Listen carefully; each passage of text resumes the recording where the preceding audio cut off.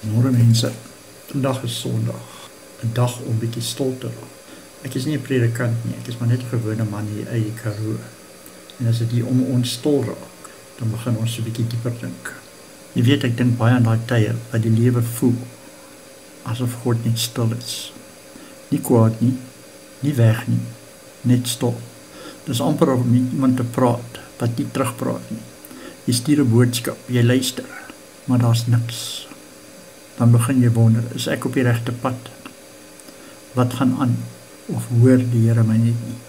Ek onthou een keer, dit was nou al 'n hele paar jaar terug, wat dinge in my lewe net nie reg bewerk nie.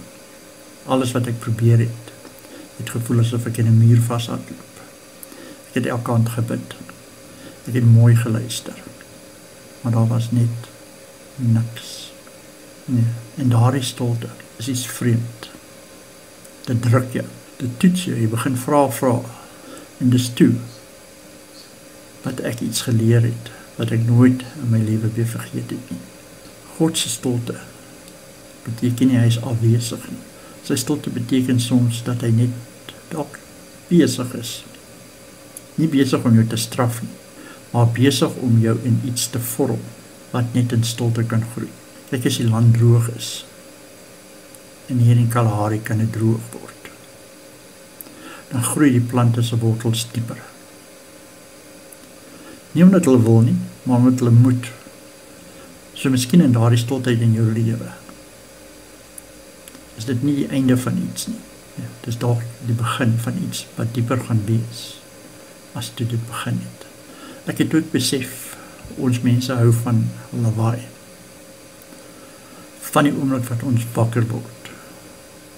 Telefoon, selfoon, alarms, stemme, social media, alles om ons maak net lawaai. Ons probeer elke leë oomblik volstop met lawaai. Maar dalk is die stil oomblikke wat ons in ons lewe kry, nie daar om te probeer volstop nie. Dalk praat God nie altyd in woorde nie, maar in vrede. Dalk sê hy, wees net 'n rukkie stil. Ek wil hê jy moet rus en nie hardloop nie. Dis soos Jesus in die storm.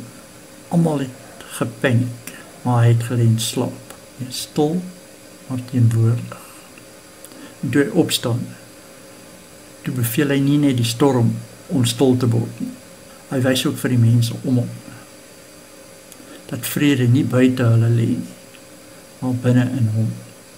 Dis daardie soort stilte wat ek nou leer waardeer het.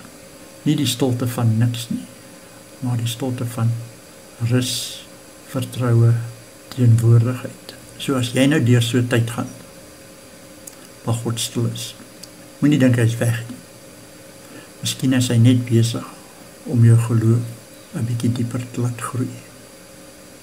Jou hart stiller te maak, jou ore fyner te maak, sodat jy die sagte stem kan hoor, wat sê, ek is nog hier. Jy is nie alleen nie. Dis my gedagte vir hierdie Sondag. Dalk is die stilte van God nie afwesigheid nie. Dalk is dit net sy manier om te sê, raak stil en luister mooi.